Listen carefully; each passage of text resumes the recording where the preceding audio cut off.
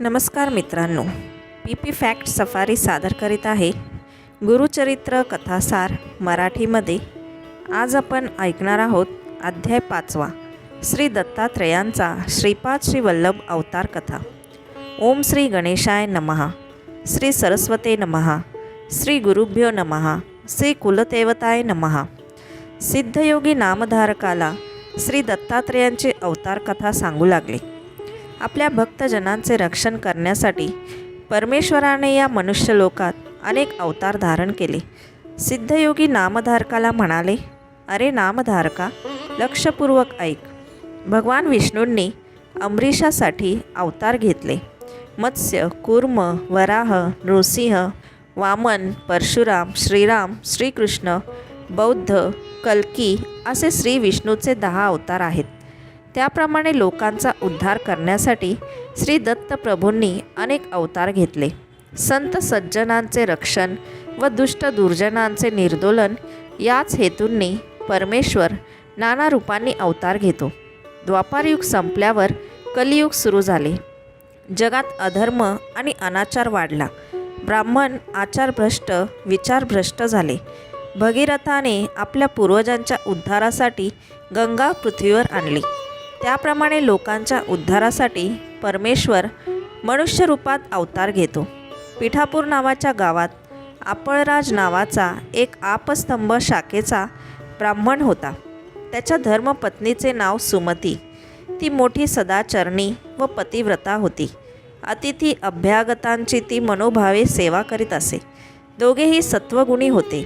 ती श्री विष्णूची आराधना उपासना करीत असे। एके दिवशी मध्यान्हकाळी श्री दत्तात्रेय अतिथी वेशात तिच्या घरी भिक्षेसाठी आले। त्या दिवशी अमावस्या होती। त्या दिवशी तिच्या घरी श्राद्ध होते। श्राद्धासाठी बोलावलेले ब्राह्मण अद्याप यायचे होते। दारी अतिथी आलेला आहे हे पाहून सुमतीने त्या अतिथीचे स्वागत करून त्याला श्राद्धासाठी जो स्वयंपाक तयार केला होता त्याची भिक्षा वाढली। त्यामुळे प्रसन्न झालेल्या अतिथी वेशातील श्री दत्तात्रेयांनी 3 शिरे 6 हात अशा स्वरूपात तिला दर्शन दिले। आज आपल्या घरी प्रत्यक्ष श्री दत्तप्रभू जेवले हे पाहून सुमतीला अतिशय आनंद झाला। तिने भक्तिपूर्वक श्री दत्तात्रेयांना साष्टांग नमस्कार घातला। प्रसन्न झाले श्री दत्तात्रेय तिला म्हणाले, माग माते, जे इच्छिसे, जे जे वासना तुझे मन पावसी, पावसी त्वरित म्हणतसे। म्हणजेच माते, मी तुझ्यावर प्रसन्न झालो आहे। तुला जे हवे असेल ते माग। श्री दत्तात्रेयांनी असे आश्वासन दिले असता सुमती अत्यंत विनम्रपणे म्हणाली, भगवंता, आपण मला जननी म्हणालात तेव्हा ते नाव सार्थ करावे। माझ्या पोटी आपण जन्म घ्यावा। मला पुष्कळ पुत्र झाले, परंतु ते जगले नाहीत। त्यातून 2 पुत्र वाचले आहेत, पण त्यातील एक आंधळा आहे व दुसरा पांगळा आहे। ते असून नसल्यासारखे आहेत। म्हणून मला आपल्यासारखा विश्ववंद्य परमज्ञानी देवस्वरूप असा पुत्र व्हावा। सुमतीने अशी प्रार्थना केली असता प्रसन्न झालेले श्री दत्तप्रभू पुढील धर्मकार्याचे स्मरण करून तिला म्हणाले, माते, तुला मोठा तपस्वी पुत्र होईल। तुझ्या वंशाचा तो उद्धार करेल।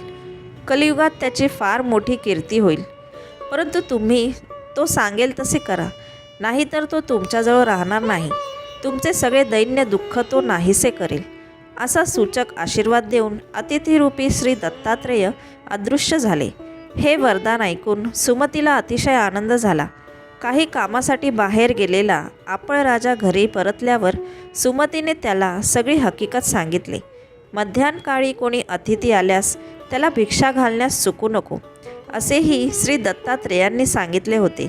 त्याचप्रमाणे माहूर, करवीर, पांचाळेश्वर या ठिकाणी श्री दत्तात्रेयांचा निवास असतो आणि जे कोणी भिक्षा मागायला येईल त्याला श्री दत्तप्रभू मानून भिक्षा घालावी असेही त्यांनी सांगितले होते।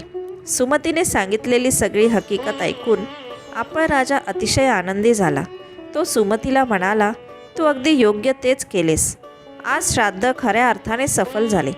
माझे पितर आज एकाच भिक्षेने तृप्त झाले, कारण आज आपल्याकडे श्री दत्तरूपी प्रत्यक्ष विष्णूच आले होते। हे सुमती, तुझे मातापिता खरोखर धन्य आहेत। तुला जो वर मिळाला तसाच पुत्र तुला होईल। पुढे यथाकाली सुमती गर्भवती झाली. 9 मास पूर्ण झाल्यावर एके शुभदिनी भाद्रपद शुक्ल चतुर्थीला सुमती प्रसूत झाली. तिला एक पुत्र झाला. त्याचे जातकर्म करण्यात आले. आपळ राजाने खूप दान धर्म केला. विद्वान ब्राह्मणांनी त्याची जन्मपत्रिका तयार करून त्याचे भविष्य वर्तवले. हा मुलगा दीक्षा करता जगद्गुरू होईल असे त्याचे भविष्य सांगितले. भगवान श्री दत्तात्रेयांनी वर दिल्याप्रमाणे हा मुलगा झाला. हे ध्यानात घेऊन त्या नवजात बालकाचे नाव श्रीपाद असे ठेवले. हे भगवान श्री दत्तात्रेय असून लोकोद्धारासाठी अवतीर्ण झाले आहेत हे आपळ राजा व सुमती यांना समजले. अत्यंत आनंदाने ते श्रीपादाचे संगोपन करीत होते. यथावकाश श्रीपाद 7 वर्षांचा झाला. मग आपळ राजाने त्याचे मौजी बंधन केले. मुंज होताच श्रीपाद 4ही वेद म्हणू लागला. तो न्याय, मीमांसा, तर्क इत्यादी दर्शनशास्त्रात पारंगत झाला. त्यावर भाष्य करू लागला.